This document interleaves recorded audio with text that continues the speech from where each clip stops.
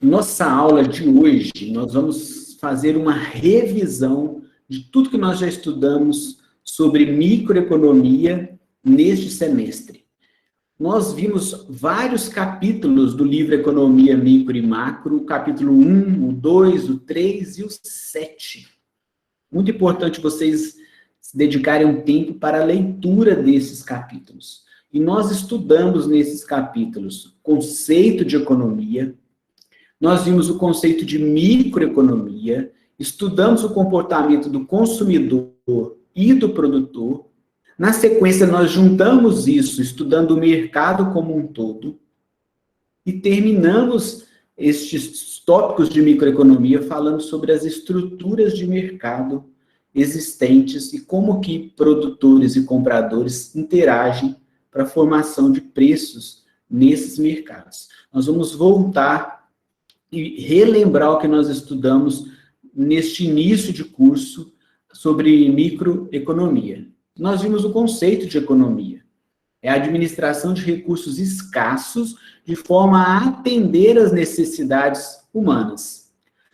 Importante a gente relembrar, não tem abundância de recursos, nem naturais, nem financeiros, à disposição de todas as pessoas no mundo. Os recursos são limitados, são finitos.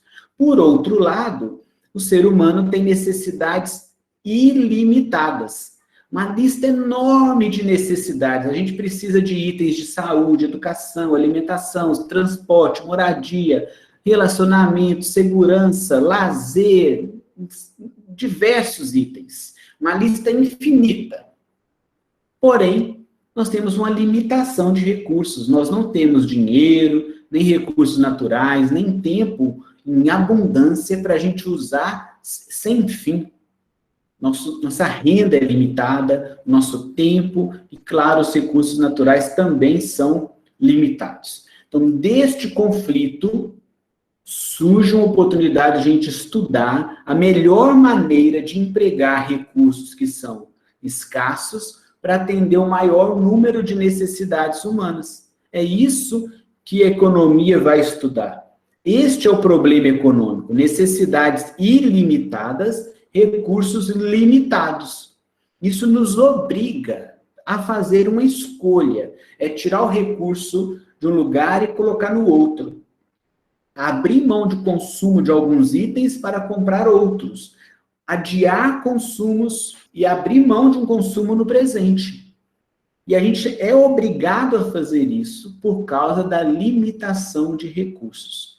Essas escolhas, elas vão acontecer no âmbito pessoal, empresarial e até mesmo na administração pública. Nós não temos uma máquina de dinheiro à disposição, portátil, para a gente ir usando esse dinheiro sem fim. Há um limite. E aí, todas as vezes que a gente faz uma escolha e abre mão de alguns itens para consumi-los depois, ou até mesmo não consumi-los, nós estamos incorrendo em custo de oportunidade. Custo de oportunidade é o quanto eu estou deixando de ganhar ao fazer uma escolha. Aquilo que eu estou renunciando para escolher uma outra opção, o que eu estou perdendo ao fazer uma escolha? Este é o custo de oportunidade. O custo de oportunidade deve ser levado em consideração na hora da tomada de decisão. Então, o indivíduo vai escolher sua profissão, seu trabalho, seu relacionamento, sua cesta de consumo, o empresário vai escolher os fornecedores, a área de atuação da empresa. Tem que considerar o custo de oportunidade. Ao fazer uma escolha, o que eu estou deixando de ganhar? Porque se o que a gente deixar de ganhar for maior do que o que a gente vai ganhar, então a escolha não será feita. Vai ser feita a opção pela alternativa A, pela primeira opção. É uma comparação de ganhos e de perdas. O indivíduo sempre vai escolher com a sua capacidade máxima, ótima, com a informação que ele tem à disposição, aquela alternativa que vai trazer maior retorno, maior satisfação para ele. Quando a gente pensa isso com relação às empresas, da mesma forma os empresários vão ter que escolher que produzir, quanto produzir, como produzir, para quem produzir. Não dá para uma mesma empresa, um mesmo indivíduo gerenciando um negócio, produzir todos os itens do mundo, atender todas as pessoas do mundo, porque isso é impossível, humanamente falando. Então, em algum aspecto, ou em vários aspectos, escolhas vão ser feitas a todo momento. E o empresário também tem que considerar o custo de oportunidades. Vale a pena ou não tomar uma determinada decisão? E o empresário vai ser motivado pelo lucro, né? Se aquela decisão vai trazer lucro para ele. Tem que lembrar que essas escolhas feitas pelos empresários também estão relacionadas com o uso dos fatores de produção, aquilo que é necessário para ter um negócio e tocar um negócio. Precisa de terra, de um espaço físico, de capital, que é a infraestrutura do negócio, precisa de trabalho, que é a mão de obra. Então, o empresário ele vai ter que pagar o aluguel da terra, os juros pelo uso do capital e o salário pelo uso da mão de obra. E aí, essa ponderação da necessidade dos fatores de produção e os custos desses fatores vai ser levado em consideração. Vai ser colocado na balança o peso de cada um desses itens. E o empresário toma a melhor decisão. Se o negócio dele vai ser mais intensivo em terra, mais intensivo em capital, ou mais intensivo em mão de obra. Vai haver uma combinação desses fatores que vai trazer o maior lucro possível para o empresário. Ele também vai tomar decisões. Se a gente levar isso para um esquema de funcionamento de mercado, as famílias ofertam os fatores de produção, terra, capital e trabalho, as empresas contratam esses fatores e há uma troca. A família oferta fator de produção, recebe a renda pelo pagamento desses fatores. As famílias pegam essa renda e vão lá no mercado de bens e serviços gastar esse dinheiro, comprar produtos que foram produzidos pelas empresas. Agora, essas empresas contrataram fatores de produção, compraram fatores de produção, utilizaram a tecnologia disponível para produzir bens e serviços. E aí nós temos um fluxo circular da renda, onde de um lado circula mercadorias, bens e serviços e fatores de produção, que aqui nesse esquema está sendo representado pela linha contínua, no sentido horário, e do outro lado circulam os recursos financeiros, monetários, renda, os gastos, o lucro, o custo das empresas. Essa linha pontilhada no sentido anti-horário. Então, eu vou ter um fluxo real da renda, um fluxo monetário da renda. No centro desse esquema, dessa simplificação de mercado, está o governo. Então, o governo vai ter transações reais e monetárias com todos os agentes do mercado.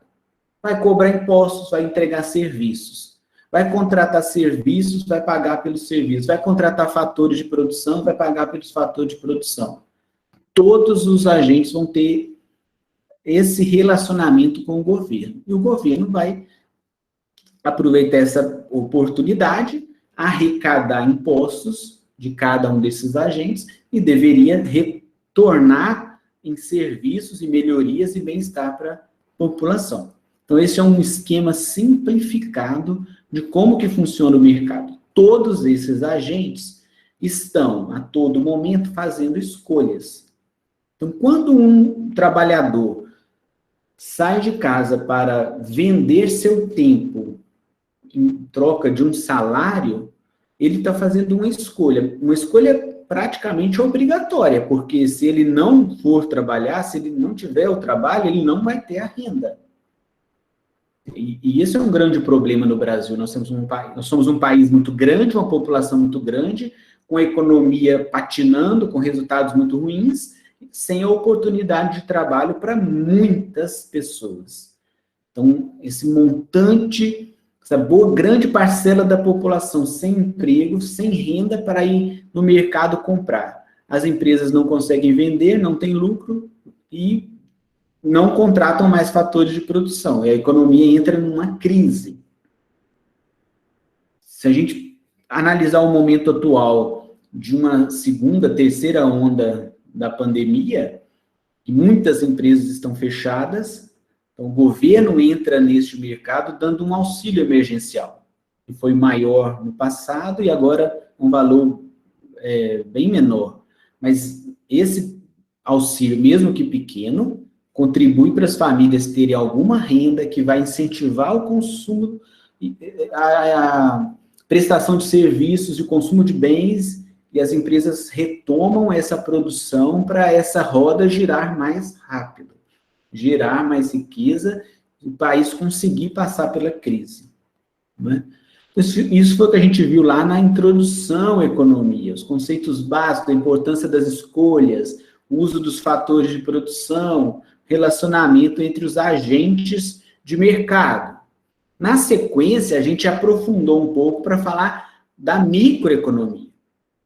Nosso curso é dividido em 2 blocos, a microeconomia nesse início, na sequência nós vamos ver a macroeconomia.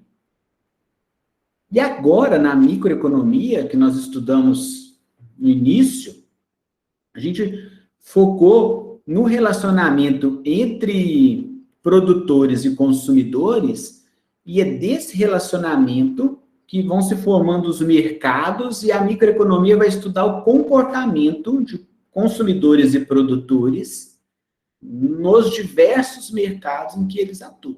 E é desse relacionamento que vai surgir a formação de preços. E é dessa interação de consumidores e produtores, que eu estava falando agora há pouco, que vai ser determinado o preço dos produtos. Os consumidores querem pagar menos, os produtores querem receber mais. Um depende do outro. É desse relacionamento que vai ser formado o preço. E nós vimos, e vamos relembrar daqui a pouco, mas nós vimos sobre as estruturas de mercado, naquelas estruturas de mercado onde há muita concentração, uma única empresa ou em poucas empresas, o consumidor acaba não tendo poder de decisão. Ele toma o preço que está sendo praticado pelas empresas. Já em mercados de maior concorrência, o consumidor tem mais diversidade, um número maior de empresas para ele poder escolher aquela que vai ter um preço melhor. Então, essa formação de preços vai ser mais equilibrada, mais favorável aos consumidores, se a gente comparar com cenários de mercados muito concentrados, de monopólio, de oligopólio. Né? É importante a gente considerar aqui na microeconomia 3 pressupostos básicos. Vamos relembrar esses 3 pressupostos. Isso aqui não é apenas uma teoria, isso aqui ajuda a gente a entender como funciona o mercado na prática. Primeira hipótese é a hipótese coeteris paribus. Vou aprofundar um pouco mais na sequência dos slides. Deixa eu falar da hipótese 2 e da hipótese 3. É menos abstrato, mais fácil da gente entender. Esses 3 pressupostos básicos da microeconomia, o segundo é o papel dos preços relativos.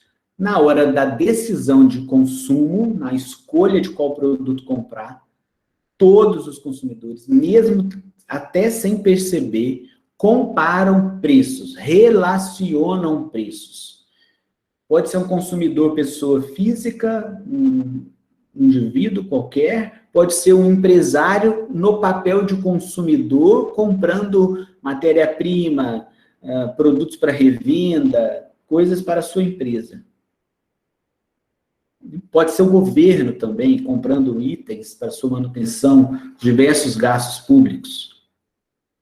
Por que que a gente compara preços? Por causa do limite de renda. Se não houvesse limite de renda, não haveria essa preocupação. Mas a escassez de recursos nos obriga a fazer escolhas. Para fazer escolhas, nós temos que comparar cenários, comparar preços. Então, os preços relativos são muito importantes para a tomada de decisão. Se a gente consegue comprar um mesmo produto, com as mesmas características dos demais, a um preço menor, vai sobrar recursos para comprar outras coisas, outros itens. esses itens que irão resolver problemas do dia a dia das famílias, das empresas. Então, esse é o segundo pressuposto. Terceiro pressuposto, o objetivo dos empresários. Nós estamos partindo do princípio que os empresários são seres racionais, que tomam a melhor decisão possível, baseado nas informações do seu negócio, do negócio dos concorrentes, do cenário político-econômico do país. E essas melhores decisões têm como objetivo maximizar o lucro das empresas, ter o maior lucro possível naquele cenário. Então, os empresários estariam trabalhando em sua capacidade ótima de decisão. O pressuposto 2 e 3 são mais fáceis da gente entender, por isso que eu deixei o hipótese coeteris paribus para a gente falar um pouquinho mais agora. É uma expressão em latim que significa tudo mais permanece constante. E aí a gente aplica isso na microeconomia ao estudar, por exemplo, o comportamento do consumidor e tentar identificar individualmente qual é o papel de cada um desses fatores que afetam a decisão do consumidor.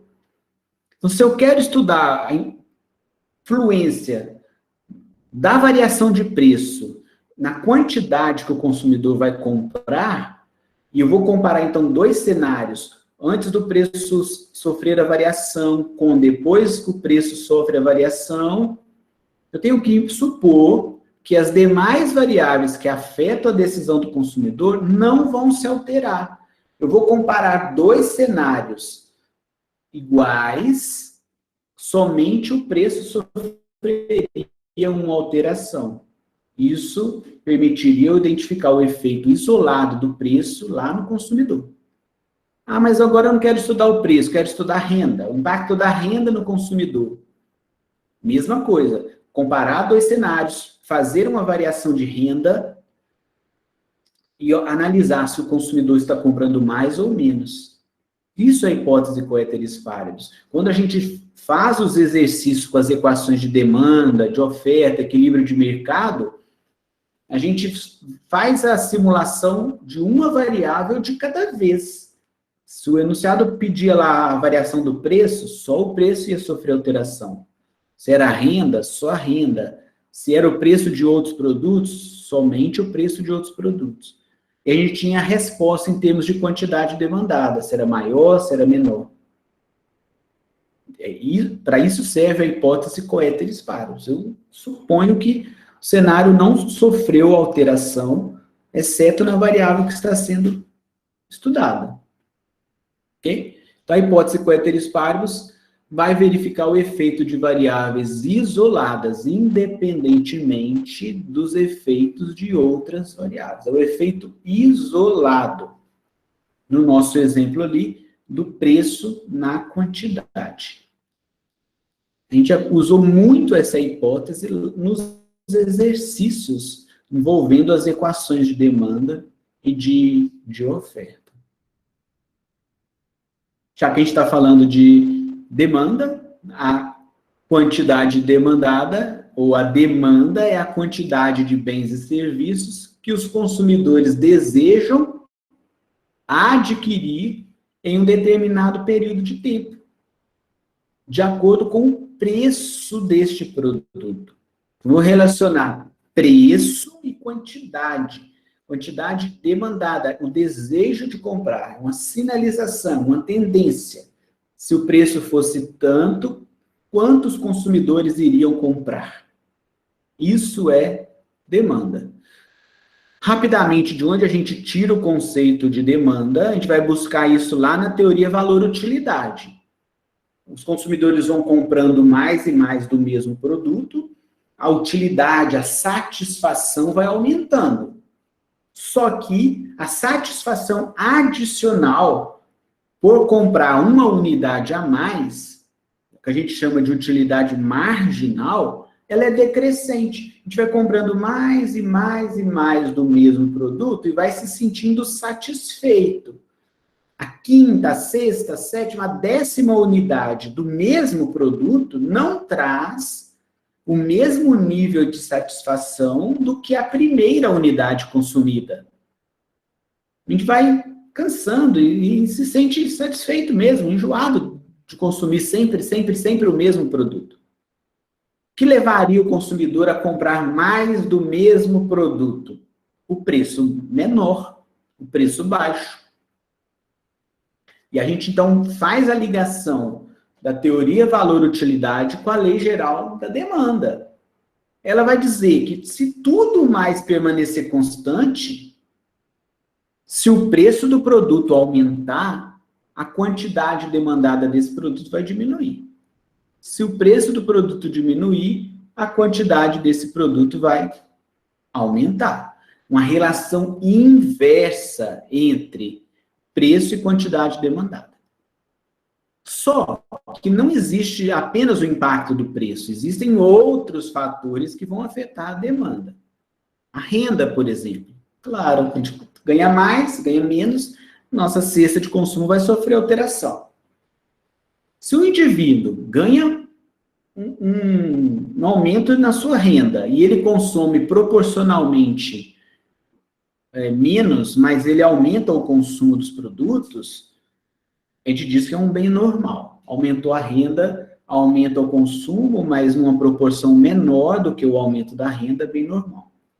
Agora, o indivíduo ganhou mais e parou de consumir um determinado produto, esse produto é um bem inferior. O indivíduo ganhou mais e aumentou proporcionalmente muito mais o consumo, é um bem superior. Faz a ligação desses slides, desses conceitos de renda e quantidade demandada com a elasticidade de renda, já chegar na mesma conclusão. E é importante observar ali o sentido das setas, a linha amarela ali nos slides, né? Para a gente relacionar com os sinais lá da equação, com o resultado das elasticidades. Tudo está dentro de um mesmo raciocínio, de uma mesma lógica, tá bom? Bem normal, relação direta entre renda e quantidade.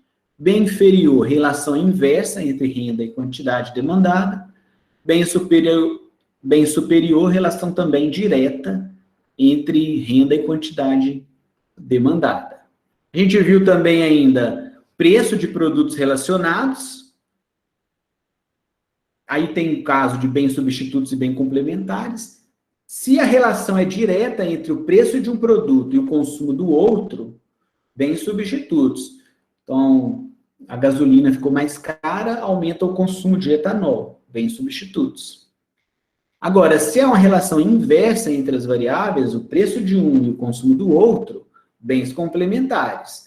Então, se um produto está mais caro, não vai haver o consumo dele, muito menos do seu complemento. Então, a relação inversa. Bens substitutos, relação direta entre preço de Y e quantidade de X. Bens complementares, relação inversa entre as duas variáveis. Aqui são produtos diferentes, tá bom? Tem que lembrar disso. Finalizando essa parte aqui da análise de demanda, a gente ainda vai falar das elasticidades, uma expressão da equação geral da demanda, uma equação ampla, considerando ali todas as variáveis. Os sinais ali são importantes. Neste exemplo, eu posso dizer que o produto Y, que ali está representado pelo preço do produto Y, então esse produto Y ele é substituto ao X.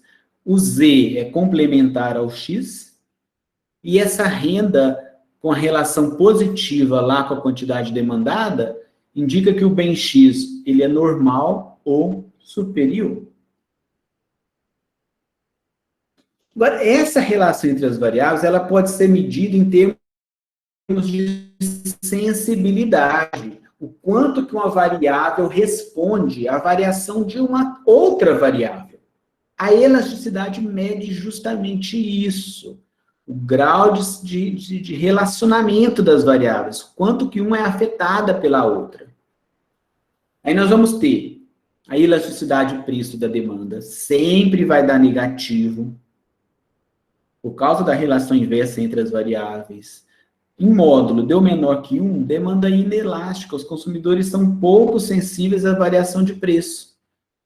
Deu igual a 1 módulo, demanda unitária. Deu maior que 1 módulo, demanda elástica. Os consumidores são muito sensíveis às variações de preço. Quando nós estamos com um produto de demanda inelástica, é interessante aumentar o preço dele. Porque o consumo vai cair relativamente pouco e a receita total vai aumentar. Quando é um caso de demanda elástica, a redução do preço atrai muitos consumidores, aumenta a receita total da empresa. A gente tem também a elasticidade renda, a classificação do produto, se ele é inferior, normal, superior, está de acordo com o que nós vimos agora há pouco da relação entre as variáveis. Então, a elasticidade renda deu negativo, bem inferior. É uma relação inversa entre as variáveis. Deu positivo, porém menor que 1, bem normal. Então, aumenta a renda, aumenta o consumo, mas uma proporção menor.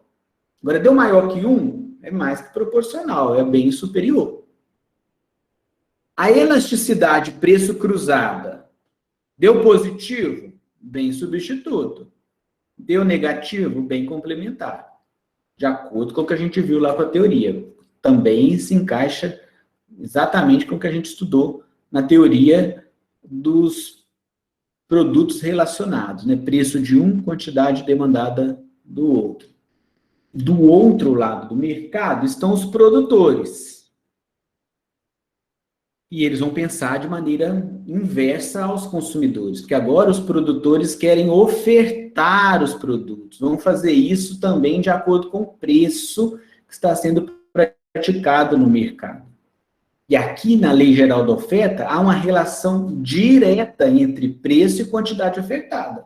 Os empresários vão aproveitar para aumentar a produção quando o preço estiver melhor, porque ele vai conseguir vender por um preço melhor, ter um resultado também mais satisfatório. A função de oferta mostra uma relação positiva entre preço de X e a quantidade ofertada de X, justamente por causa da Lei Geral da Oferta. A gente sabe que o número de empresas vai ter uma relação direta com a quantidade ofertada, tecnologia também. São dois fatores que, aumentando, vão fazer com que a oferta também aumente. Só que os custos de produção, aí vai ter uma relação inversa. Eu comentei na época das aulas e vou relembrar aqui. O empresário, na hora que ele vai contratar fatores de produção, ele está no papel de consumidor. Então, quando o empresário responsável pelas compras da empresa liga no fornecedor, faz o pedido pelo aplicativo, ele prefere preços menores, claro. Então, aí vai ter uma relação inversa. Se os custos de produção, o custo da matéria-prima, o custo dos produtos, custos fixos, variáveis aumentar, o empresário vai comprar menos, ele vai produzir menos. Relação inversa com a quantidade ofertada. A gente também tem a elasticidade preço da oferta, seguindo a mesma lógica. Menor do que 1, oferta inelástica, igual a 1, oferta unitária, maior do que 1, oferta elástica. Só que aqui na elasticidade preço da oferta, nunca vai dar resultado negativo. Por que não? Porque a Lei Geral da Oferta diz que é uma relação direta entre preço e quantidade ofertada.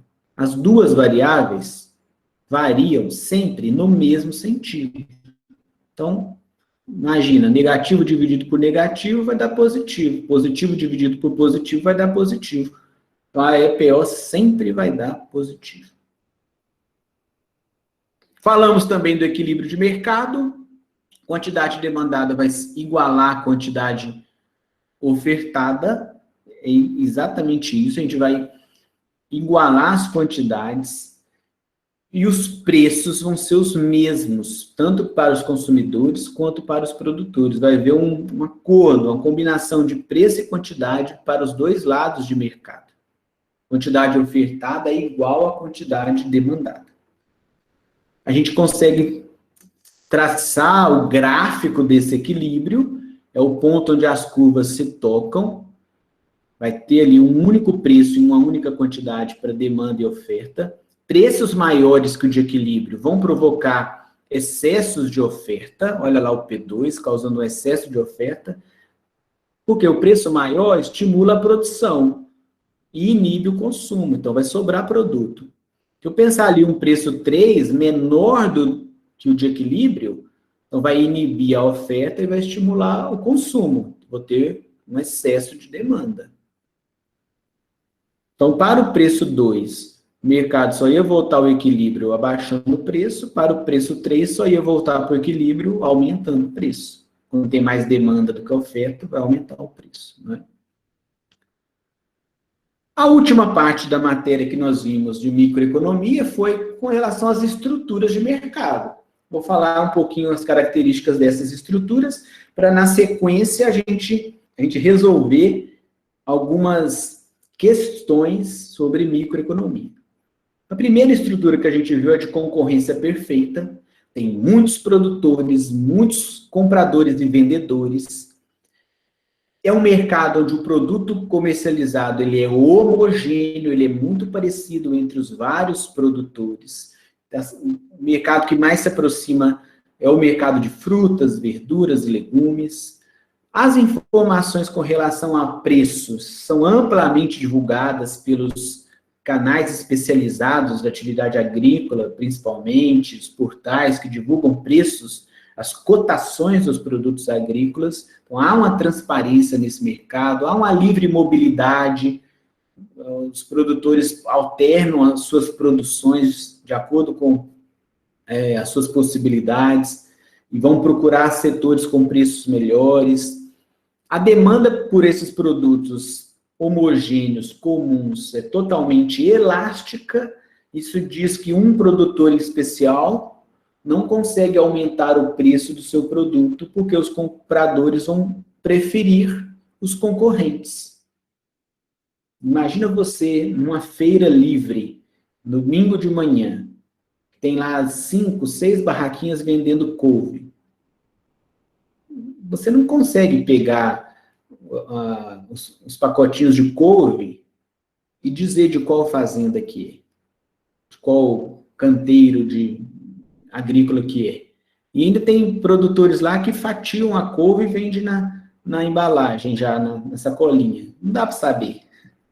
Então, não tem como um vender mais caro do que o outro, porque os compradores vão escolher fornecedores mais baratos. Então, a demanda é totalmente elástica. Agora, os produtores acabam tomando o preço que está no mercado, são tomadores de preço, não conseguem interferir no preço. O extremo, a concorrência perfeita, que é o monopólio, vai ter uma única empresa, essa única empresa tem poder para determinar preço, esse poder para determinar preço, ele é considerável, mas ele não é infinito, porque esbarra no limite de renda dos consumidores. Eles vão produzir produtos que não têm muitos substitutos. Esse poder de monopólio surge do registro de uma patente, de uma concessão estatal, de um monopólio natural. Às vezes a empresa é proprietária de uma área que tem uma reserva de minério, então ela vai ter um monopólio. O poder de monopólio pode surgir de uma área estratégica do Estado, a distribuição de energia, um saneamento básico, água. Isso dá poder de monopólio às empresas. O consumidor, ele acaba aí sim tendo pouca influência na marcação de preços. Que ele não comprando da empresa monopolista, ele fica sem opção no mercado, né? Há duas estruturas intermediárias entre a concorrência perfeita e o monopólio, que são o oligopólio. Ao invés de ter uma única empresa, vão ser poucas empresas. Essas poucas empresas vão produzir produtos substitutos próximos, não exatamente iguais, e a empresa líder, ela tem um poder para marcar preço e é seguida pelas empresas que estão próximas a ela. Outra maneira de marcar preço é combinando o preço, fazendo um cartel de mercado, que é ilegal no Brasil. Porque essa combinação de preço, ela, claro que vai ser abusiva, vai lesar o consumidor. E há órgãos responsáveis no Brasil para gerar uma cultura de concorrência, como, por exemplo, o CAD, próprio PROCON, que atua em defesa do consumidor, que vão gerar esse ambiente de concorrência, porque isso beneficia o consumidor. Então, no oligopólio, as empresas têm sim poder para marcar preço e se beneficiam disso. O Brasil, as principais estruturas de mercado existentes no Brasil são de oligopólio. Você vai lembrar do setor bancário, de automóveis, indústria farmacêutica, postos de gasolina, um oligopólio, né? A outra estrutura intermediária, que é a concorrência monopolística, também é muito comum. E é muito interessante, porque as empresas que estão oferecendo produtos geralmente comuns, sem muita diferenciação, acabam sendo tomadoras de preço. Mas aquelas empresas que conseguem promover diferenciação nos seus produtos, em termos de aroma, de gosto, de embalagem, de propaganda, tornando aquele produto que antes era comum em um produto diferenciado, essas empresas conseguem preços melhores, resultados melhores também, porque a ideia é transmitir ao consumidor a mensagem de que aquele produto é único, que só aquela empresa tem. E, na verdade, deveria ser assim que todas as empresas deveriam trabalhar, buscando a diferenciação dos seus produtos. Produzir o mesmo produto que todo mundo faz, aí o preço vai ser baixo mesmo, vai ter muita oferta do mesmo produto, então o preço vai cair. Então, essa estrutura de concorrência monopolística é muito comum em alimentos, produtos de higiene e limpeza, onde há possibilidade de diferenciação de produtos. É claro que setores de oligopólio também aproveitam a possibilidade de diferenciar seus produtos. Você vai ver isso na disputa do mercado de automóveis. Vai haver propagandas mostrando que um carro é melhor do que o outro, uma diferenciação de produtos, que um banco é melhor do que o outro, que a ideia é poder cobrar um preço diferenciado também, ter um resultado melhor. Foi isso que a gente viu em microeconomia, nas diversas aulas que nós já tivemos neste curso. Vamos resolver juntos agora algumas questões sobre o que nós estudamos, coisas que nós falamos nas aulas anteriores, na aula de hoje, coisas que estão lá no livro que nós estamos estudando, Economia Micro e Macro. Vai ser importante para a gente fixar esse conteúdo. Olha, a primeira questão diz o seguinte: em uma economia de mercado, os problemas do que, como, para quem produzir, são resolvidos pelos representantes do povo, eleitos por meio de voto, pelo mecanismo de preços, pelo preço dos serviços econômicos, pela quantidade dos fatores produtivos. Todas essas decisões tomadas dentro da empresa, é o governo que vai determinar isso, a empresa tal vai produzir aquele produto, a empresa X vai produzir outro produto. Uma economia de mercado, de livre mercado, é assim? Não, não é o governo. O governo vai determinar o que vai ser produzido por cada um em economias planejadas, economias com um Estado muito forte, com muito poder de interferência, estados mais... de governos mais centralizadores, né? Não é o caso da economia de mercado. Numa economia de mercado, essas decisões vão ser tomadas baseado no mecanismo de preço. É o preço que vai determinar se a empresa vai contratar qual funcionário, se vai contratar, vai comprar qual matéria-prima, vai escolher qual fornecedor. Essa dinâmica de preço que a gente vem estudando. O preço é um sinalizador de mercado.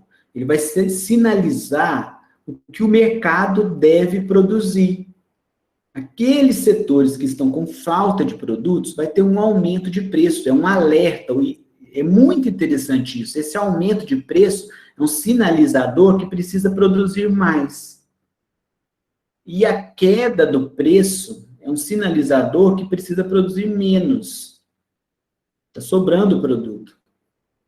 É essa dinâmica, esse mecanismo de preço, baseado nesse mecanismo de preço, que as decisões vão ser tomadas, numa economia de mercado. Olha a questão 2. Questão 2 vai voltar lá naquele esquema do fluxo circular da renda. E diz assim: as famílias fazem parte do mercado de bens e do mercado de fatores de produção do seguinte modo. Vamos voltar lá naquele slide que fala do fluxo circular da renda para a gente olhar. Está aí, ó. As famílias fazem parte do mercado de bens e do mercado de fatores de produção. Então, o mercado de bens está embaixo. O mercado de fatores de produção está em cima. As famílias realizam uma demanda.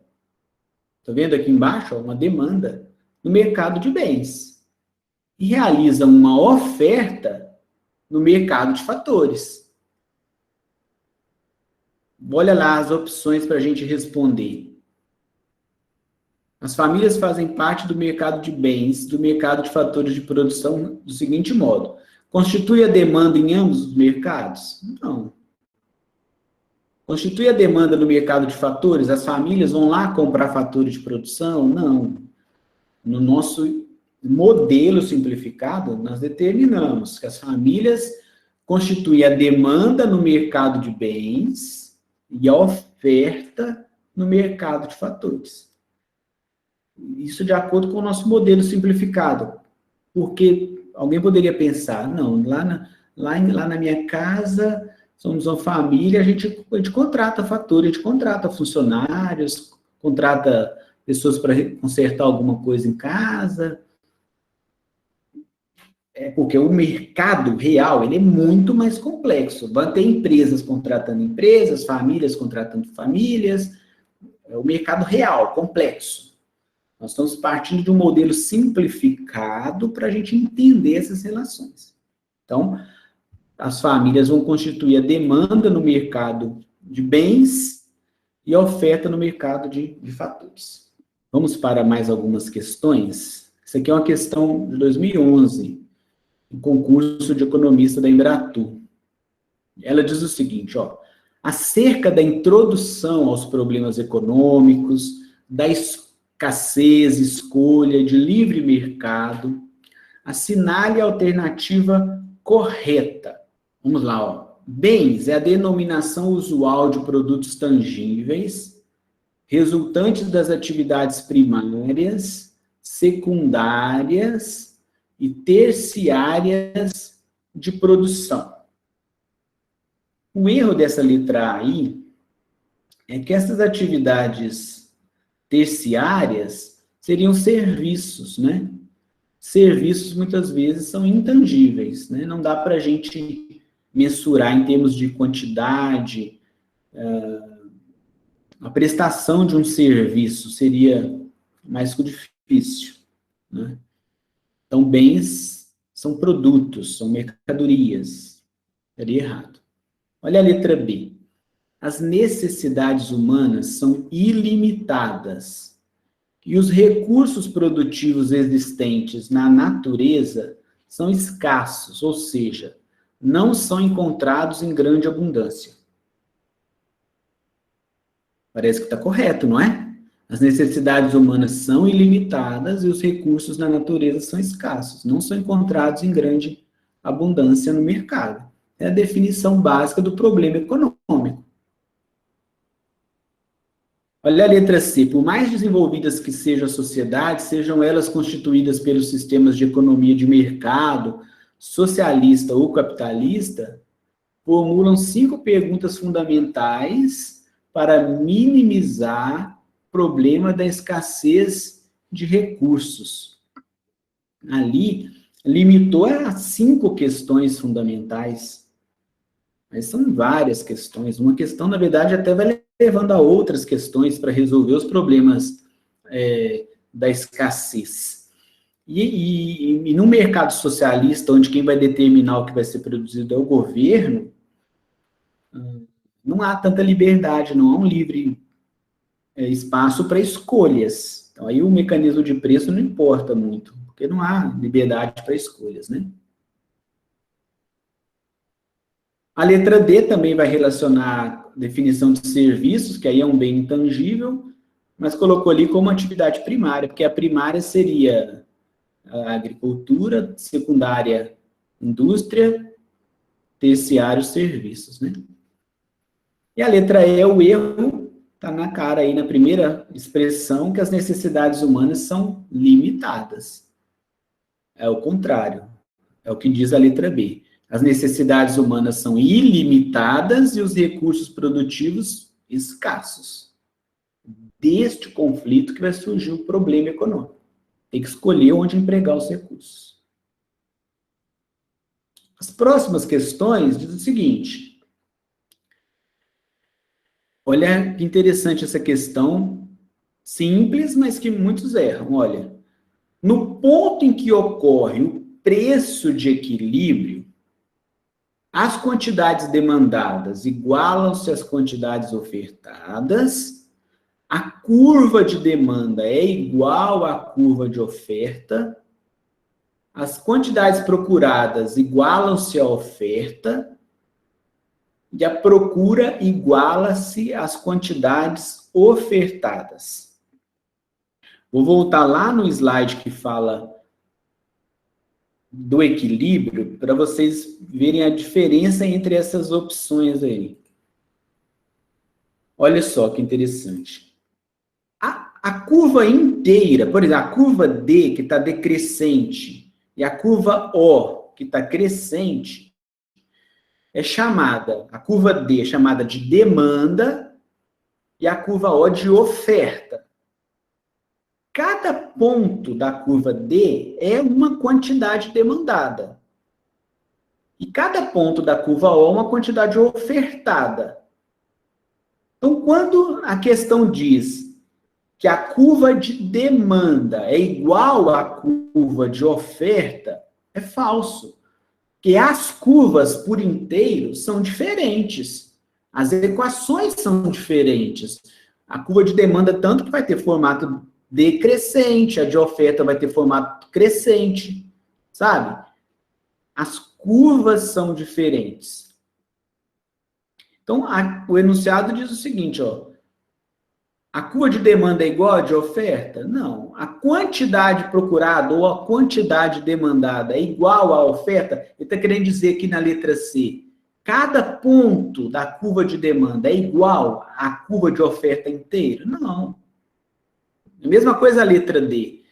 A curva de demanda é igual a cada ponto da curva de oferta? Não. A verdadeira letra A.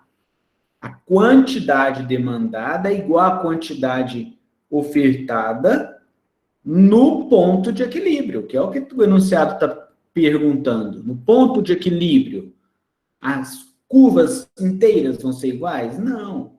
Só aquele ponto da quantidade demandada com a quantidade ofertada. Lá no livro, o autor faz essa diferenciação. O que é demanda, o que é quantidade demandada? O que é oferta, o que é quantidade ofertada? Demanda, oferta é a curva inteira. As quantidades são cada um dos pontos dessas curvas. A questão 4 diz o seguinte: no modelo de oferta e demandas agregadas, uma redução no nível de preços e do produto ocorre quando a curva de demanda agregada desloca-se. Aí tem várias opções, a gente vai colocar direita ou esquerda. E a curva de oferta agregada é. E a gente tem que entender aqui, olha. Vai estar o equilíbrio, as duas curvas se cruzando. Está perguntando se o nível de preços para o nível de preços diminuir e o nível de produto também diminuir, qual vai ser o comportamento da curva? Vamos olhar a de oferta. A de oferta, ela tem um formato positivamente inclinado. Então, não seria a letra A, nem a B, nem a D, porque ali está falando vertical e horizontal. Então, imagina, as curvas cruzadas, a de oferta positivamente inclinada. Está perguntando um cenário que tanto preço e quantidade vão diminuir. Então, essa curva de demanda, ela tem que se retrair, ela tem que se deslocar para a esquerda, que aí a gente vai ter mostrado no gráfico a redução de preço e de quantidade. Vamos ver se eu consigo mostrar isso novamente para vocês. Olha, as curvas cruzadas, se essa curva de demanda se desloca aqui para a esquerda, ela reduz, ela desloca para a esquerda, eu vou ter um preço e uma quantidade menor. É o que o enunciado lá está pedindo. Tá bom? Se a curva se deslocasse para cima, para a direita, a gente teria preço e produto maior. Não é o que está perguntando aqui. Mais uma questão. Acerca do problema econômico fundamental, da escassez, da escolha, vamos marcar a alternativa correta. A escassez de recursos produtivos decorre da existência de necessidades humanas ilimitadas. Essa resposta aqui parece certa. Ele está querendo dizer assim, já que as necessidades humanas são ilimitadas, isso gera a escassez de recursos. Não é verdade. Independentemente se as necessidades fossem ilimitadas ou não, mesmo assim haveria escassez de recursos. Porque a quantidade de recursos disponíveis é dada no mercado.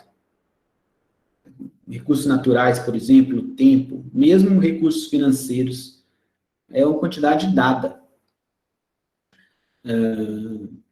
Agora, de uns anos para cá, com a possibilidade dos bancos centrais imprimirem dinheiro sem ter um lastro em dólar ou um lastro em ouro, essa escassez de recursos financeiros diminuiu. Mas essa impressão de dinheiro gera uma série de outros problemas, como inflação, riscos econômicos para os países, uma série de problemas.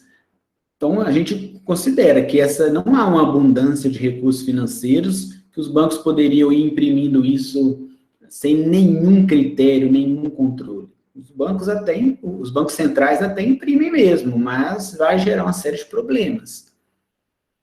Então, mesmo tendo necessidade humana ilimitada ou limitada, os recursos seriam escassos do mesmo jeito.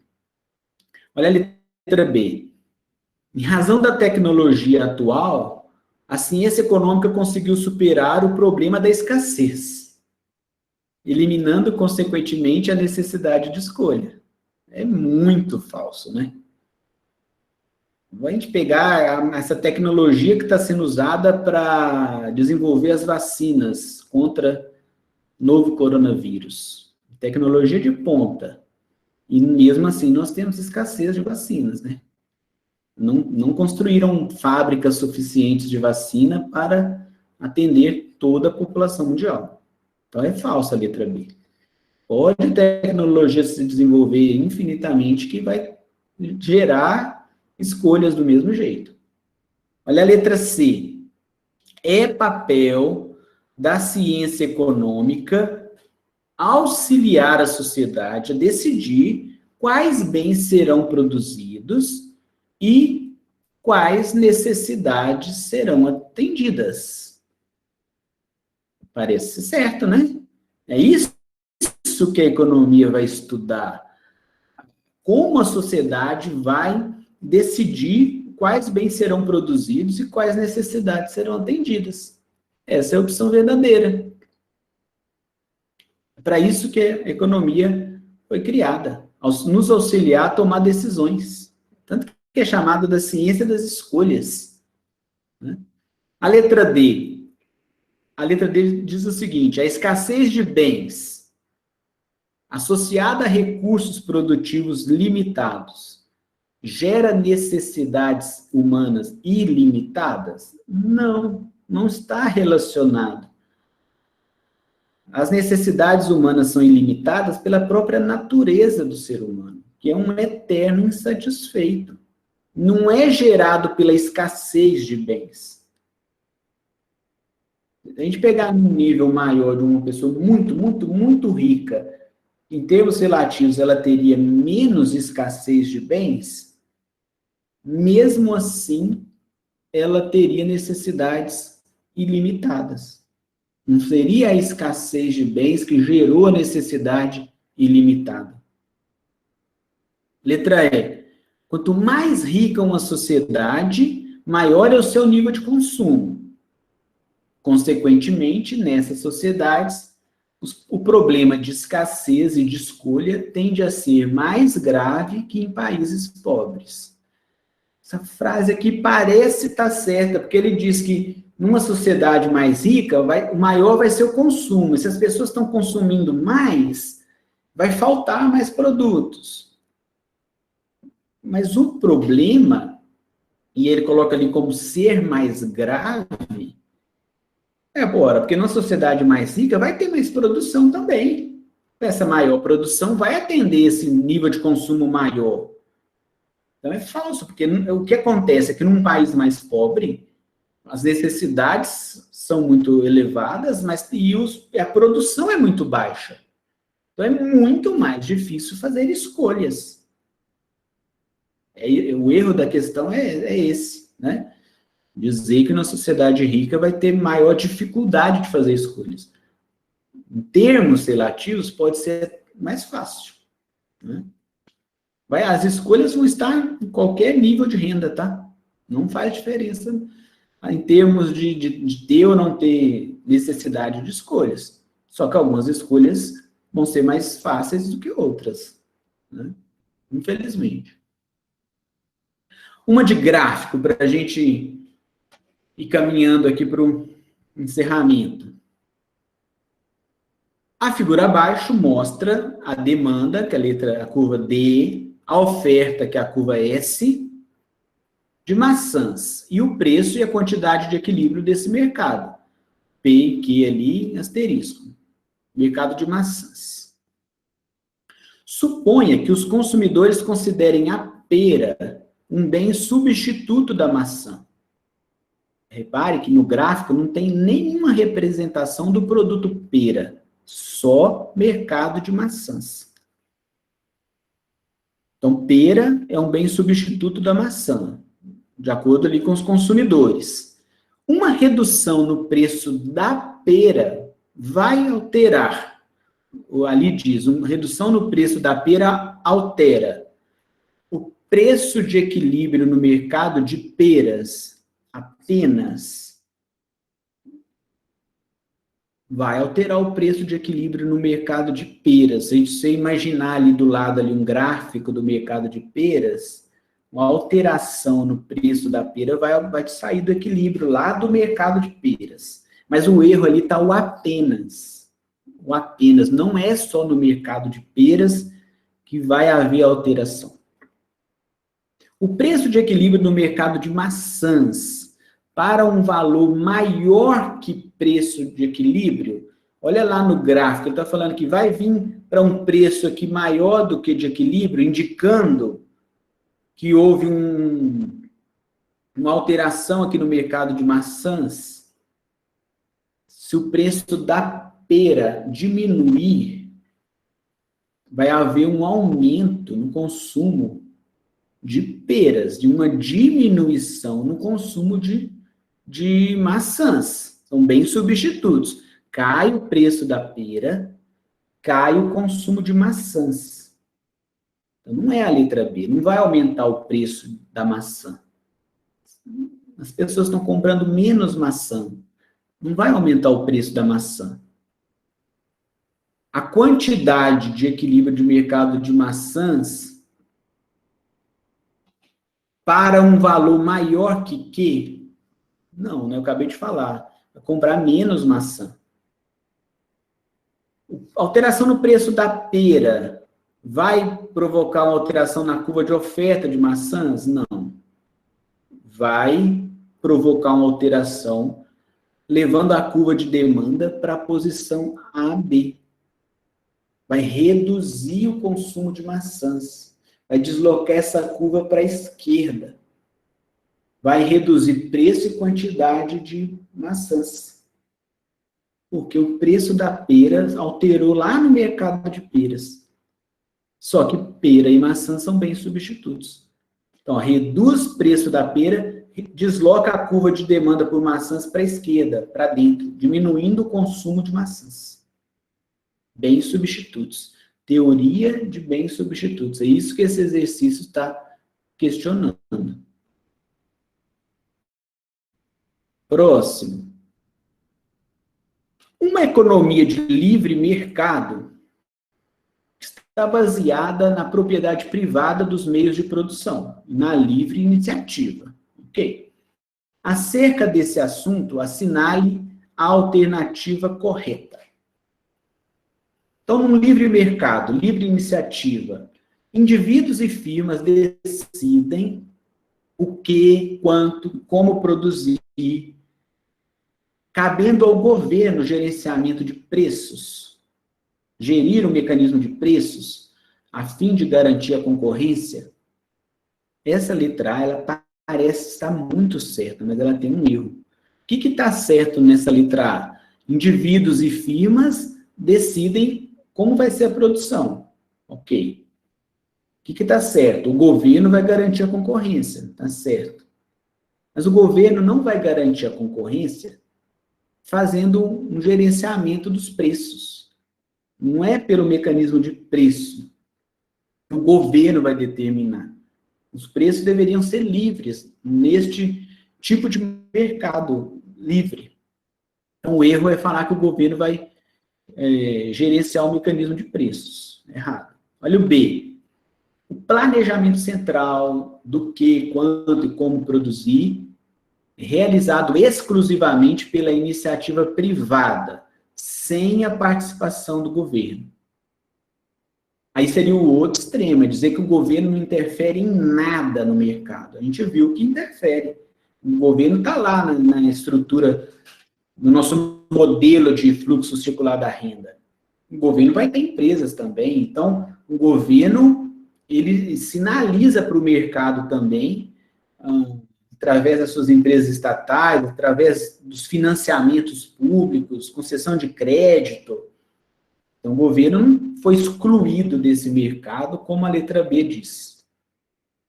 A letra C diz o seguinte: o preço é determinado de forma automática e inconsciente pelo sistema de preços, assegurando o equilíbrio entre oferta e demanda. Ok, né? Eu estou considerando que é uma economia de livre mercado, livre iniciativa, a lei da oferta e da demanda vai determinar o que vai ser produzido, a quantidade e preço de equilíbrio desse mercado, ou seja, pelo sistema de preços. Vai haver essa dinâmica, o sistema de preços vai chegar no equilíbrio. Então, sim, é a letra C. Olha o erro da letra D e da letra E. Havendo maior demanda por determinado bem, cabe ao governo criar incentivos para que as firmas aumentem a oferta. O erro dessa letra D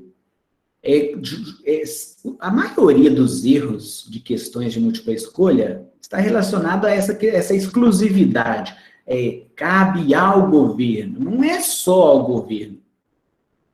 O governo pode até incentivar ali o surgimento dessa oferta de mais firmas, mas não é uma obrigação do governo fazer isso. Vão ser os empresários que vão observar o aumento de preços provocado pelo aumento de demanda, vão se sentir estimulados a produzir mais.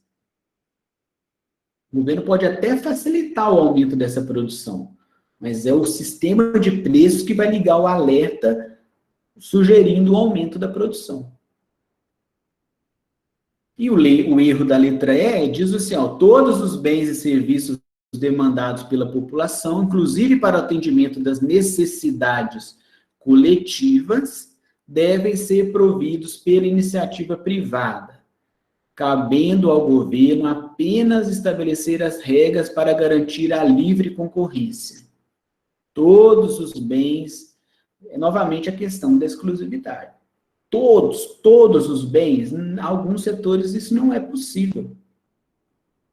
Então, o governo, olha novamente o caso das vacinas. As empresas privadas estão produzindo as vacinas. Isso vai atender às necessidades coletivas. Agora, os governos estão atuando agora só para garantir as regras da livre concorrência pelas empresas farmacêuticas, pelos laboratórios? Não, os governos estão comprando as vacinas. Os governos... Porque um debate que está acontecendo lá no Congresso, já vem de umas 2 semanas, de permitir empresas privadas comprarem as vacinas. Tem argumentos favoráveis e argumentos contrários. Mas um dos argumentos contrários à permissão das empresas privadas adquirirem vacinas é que isso elevaria o preço das vacinas. Teria mais demanda por vacinas e aumentar o preço das vacinas. Então, o custo econômico seria muito pior, muito mais elevado. O argumento favorável é mais empresas tendo vacina, a distribuição é mais rápida. Só que a maioria dos países não partiu para esse caminho de permitir as empresas privadas comprarem vacinas. Quem está fazendo esse papel? É o governo. Seria o erro ali. Novamente, um ponto ali de exclusividade que faz a questão ficar errada, né? Vamos para a próxima questão. Essa questão vai falar das estruturas de mercado. A falha de mercado caracterizada pelo oligopólio, oligopsônio, monopólio e monopsônio está relacionada. Vamos relembrar, no monopólio tem uma única empresa vendendo, produzindo, no oligopólio poucas empresas produzindo, no oligopsônio, poucas empresas comprando, e no monopsônio, uma única empresa comprando.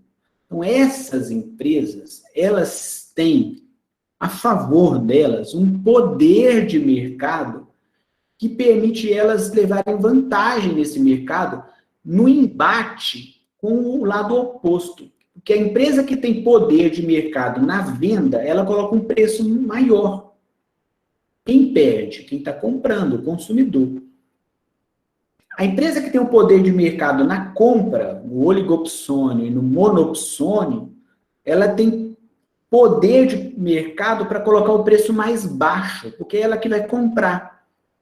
Quem vai vender vai ter que aceitar o preço baixo. Isso gera uma falha de mercado. Essa falha de mercado surge do poder de mercado que essas empresas têm por serem sozinhas no mercado ou estarem na companhia de poucos concorrentes. Elas vão ter poder de mercado, poder para marcar preço, que num modelo de concorrência perfeita, é a lei da oferta e da demanda que vai determinar o preço. Aí não teria falha de mercado. Agora uma questão sobre a CEMIG, que é a nossa última questão dessa revisão hoje, diz o seguinte, ó, a CEMIG é uma empresa monopolista, por concessão estatal, em boa parte de Minas Gerais. É monopolista em quê? Na distribuição de energia elétrica. Então, isso é um monopólio de distribuição de energia elétrica. Vamos ver a definição do monopólio. Não há substitutos satisfatórios para o produto. Não há. Eu posso querer ligar meus eletrodomésticos, meus equipamentos eletrônicos em tomadas que não são da CEMIG, que não tem energia elétrica da CEMIG? Claro que não. No monopólio, só há uma empresa. O ingresso de outras é tido como impossível, devido às enormes barreiras existentes. Verdade. Não pode chegar uma outra empresa aqui instalando postos e passando os fios e entrando nas casas e ligando isso nos transformadores, distribuindo energia para as casas, porque o Estado de Minas Gerais não vai permitir isso e não há estrutura para isso. Então, há barreiras à entrada de novos concorrentes. Então, a letra B também é verdadeira. Então, se a letra A é verdadeira, a letra B é verdadeira, ou a questão estaria errada, ou as outras letras vão estar verdadeiras também. E nós temos ali a letra E, todas as alternativas corretas. Vamos confirmar que se a letra C e a letra D também estão verdadeiras. Letra C, o controle sobre os preços é considerável, sobretudo quando não há intervenções restritivas do governo. Claro, a CEMIG pode fazer alterações de preço. Tem poder considerável sobre o preço. E mesmo com o governo monitorando isso. Ainda mais se não tivesse a interferência do governo, este poder sobre o preço seria muito maior. Então, a letra C está certa.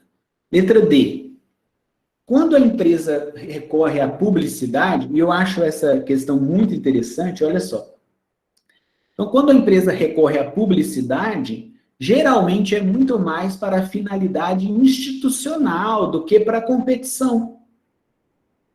Vocês já viram alguma propaganda da CEMIG anunciando: venham consumidores, venham consumir a energia elétrica da CEMIG, porque é uma energia elétrica melhor, escolha a CEMIG. Já viram isso? Claro que não. A CEMIG não tem por que fazer propaganda querendo convencer os consumidores que a energia elétrica dela é melhor, que tem um preço melhor, competir com o concorrente. Não tem por que isso. Reparem como são as propagandas da CEMIG. É uma propaganda falando para ter cuidado com a rede elétrica. Eles criaram lá um personagemzinho do anjo para alertar o anjo da guarda para os cuidados com a rede elétrica, não jogar uma bola na fiação, não passar outros fios e passar uma pipa na fiação, não subir nos postes, cuidado com a poda das árvores. É uma propaganda institucional. É uma propaganda falando da governança da CEMIG, com boas práticas, o atendimento à legislação, mostrando que é uma empresa de referência, sinalizando para o mercado financeiro que é uma empresa que tem um compliance adequado, está de acordo com as regras de mercado, a propaganda institucional. A CEMIG faz propaganda incentivando a leitura. Eu já vi no ônibus, nos coletivos na cidade, lá o painel da CEMIG lá, incentivando a leitura. Não é interessante, né? É para passar uma imagem institucional da empresa, uma vez que ela é monopolista, ela não tem concorrente. Agora não, você pegar uma empresa de concorrência monopolística, aí a propaganda é só exaltando o produto, é o melhor preço, vai resolver o problema do cliente, vai trazer satisfação. O estilo da propaganda é outro, não é? Então, todas as letras A até a D, na definição do monopólio, estão corretas. A letra E, todas as alternativas estão corretas, falando ali do que é o monopólio. Então, nós encerramos essa revisão na aula de hoje. Tudo que nós estudamos sobre microeconomia, todos os tópicos, fizemos algumas questões de múltipla escolha para fixar o conteúdo de microeconomia. E aí a gente agora encerra este primeiro bloco de conteúdo da disciplina Economia. neste curso.